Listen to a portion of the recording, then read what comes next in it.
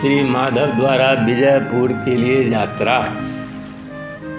श्री सोखा महाराज ने अपने छड़ीदार माधव से कहा कि हे बालक, अब तुम विजयपुर के यज्ञ पूरा करने के लिए यात्रा करो। माधव ने एक हाथ में फूल अक्षत तथा दूसरे हाथ में करताल एवं भेंट लिए भगवते गाते हुए तथा सोखा देवता खिलाते हुए विजयपुर के लिए विदा हो गए। उस रास्ते में एक चमड़ खला पड़ा। उसमें एक गाय मर चुकी थी।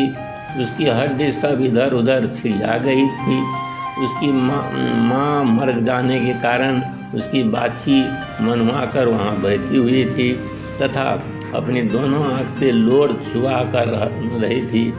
यह अवस्था देखने पर माधव को दया आ गई और उसने अपने इष्ट देव से मरी हुई गाय को जिला देने के लिए विनती किया। श्री सोखा उच्च कोटि के हिंदू देव होने से चमरघट्टा में खली हुई गाय के संपर्क में जाना नहीं चाहते थे। माधव के विशेष जोर के कारण श्री सोखा महाराज सती मौला की कोख में डॉलर में जन्म लिए एक बालक के पास गए। उस बालक का नाम श्री मीरा था। श्री मीरा जो श्री सोखा महाराज ने गाय जिलाने के संबंध की सब बात बतलाकर उसे जिलाने के वास्ते मदद कर देने के लिए अनुरोध किए। श्री मीरा जी तो यह कार्य करने के लिए राजी तो हो गए, मगर श्री सोखा महाराज से सतवत यानी शपथ कराने की बाद उस काम को कर दिए। इस पर माधव ने कहा कि हम मीरा के साथ आगाड़ी नहीं जाएंगे। उधर श्री सोखा महाराज तो मीरा के साथ वचनबद्ध हो रहने के कारण उन्हें दूध मांस दोनों मातर हो गया। अतः अपनी यात्रा का लक्ष्य पूरा करने के लिए उत्तरी भारत का गोरखपुर पहुँचे कर श्री गोरैया देवता से यह पंचायत करके समस्या समाधान के लिए कहे।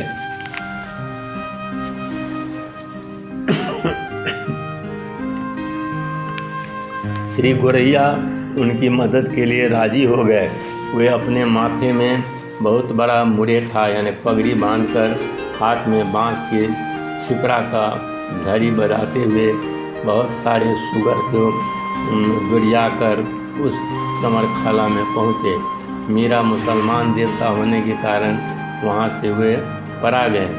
तब माधव फिर डाली लेकर विजयपुर के लिए यात्रा किए। जब वे सतखोलिया के सीमा पर गए तो माधव को नींद आ गई और उसी वक्त श्री सोखा महाराज जी नींद में आकर माधव को साथ छोड़कर उसे धोखा दे दिए। माधव बिना इष्ट देव के ही विजयपुर पहुंचकर राजा विजय सिंह को यज्ञ पूरा करने के लिए ललकारने लगे, लेकिन इष्ट देव के अभाव में माधव सलामी भी नहीं ठीक सका। इस पर राजा ने बहुत नीचे तरारा खनवा कर कठिन बनसार में रख दिया।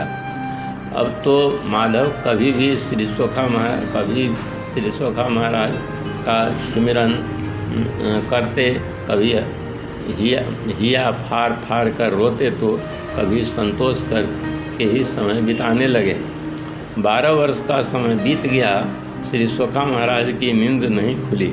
उसी समय पड़ोस के बिहार प्रांत में 12 वर्ष तक अकाल पड़ा था, इसलिए अन्न जल का पूरा अभाव हो गया था। पशु पंछी के आहार में भी कमी हो गई थी। बिहार से भूखा कागिन उत्तर दिशा की ओर आहार पाने के लिए खोज में चल पड़ा। श्री दिनकर महाराज की कृपा से कागिन आते आते संजोग से वह विजयपुर में ही थक गए थे। वहाँ राजा विजय सिंह द्वारा आदेश किया गया था कि माधव के बंसार की जगह के बारे में भी कोई नहीं जान पाए, इसलिए पंछी को भी किसी पेड़ पर नहीं बैठने दिया जाता था। इसके सुरक्षा के वास्ते गाछ पर ससरफानी यानी जाल फंदा बिछा दिया गया था। माधव के बंदी घर के ऊपर एक महादेव का मंदिर बना दिया गया था। उस पर त्रिशूल रख दिया गया था। कागे ने देखा कि हर पेड़ में फंदा जाल बिछाया हुआ है, इसलिए वह महादेव के त्रिशूल पर ही आराम करने के लिए बैठ गया। वहाँ के वातावरण में ही कुछ फर्क देखने को कागिन को आभास हुआ। इस मंदिर के नीचे माधव बंसार पड़ा हुआ है। माधव की सहायता करने हेतु कागिन जाकर श्री सोखा महाराज को सोने से जगाया। श्री सोखा महाराज मन में पश्चाताप करते हुए अपने गुरु श्री दिनकर जी महाराज के पहुँचे। श्री दिनकर जी महाराज ने माधव के बंसार का पूरा पता बतलाने के लिए आदि शक्ति माता काली कामाख्या को पठाए। माता आदि शक्ति ने सातों बहन के साथ रूप धारण करके खोज तलाश की, मगर माधव का पता नहीं चला। तब श्री दिनकर महाराज ने अपने 2 चेला श्री गोविंद और कारिक महाराज को भेजे। गोविंद महाराज विजयपुर को पहुंचने पर गौर से विचार किया। उन्होंने देखा कि एक बुढ़िया का बेटा बहुत ही प्यासा था, इसलिए पानी के वास्ते वह अपनी कांख में एक मिट्टी का घैला तथा हाथ में डोल और रस्सी लेकर इनार पर पहुंची। वह बुढ़िया पहले भरा हुआ घैला का पानी एक छिद्र होकर डाल दी, फिर उसके बाद घैला भरकर घर लौटने लगी।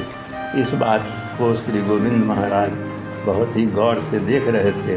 तब उन्होंने बुढ़िया के घैलों को भुइयां में उतार दिए।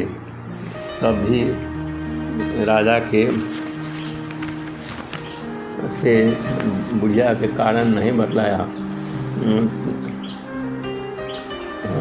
तब कारिक महाराज ने बुढ़िया से कहा कि छौना घुटना रोक कर घैला उठाओ लो। जब बूढ़ी ने घैला उठाने वास्ते अपना छौना धरती पर सटाया था कि श्री कारिक महाराज ने उसके ठेहुने को भी धरती से सटा दिए।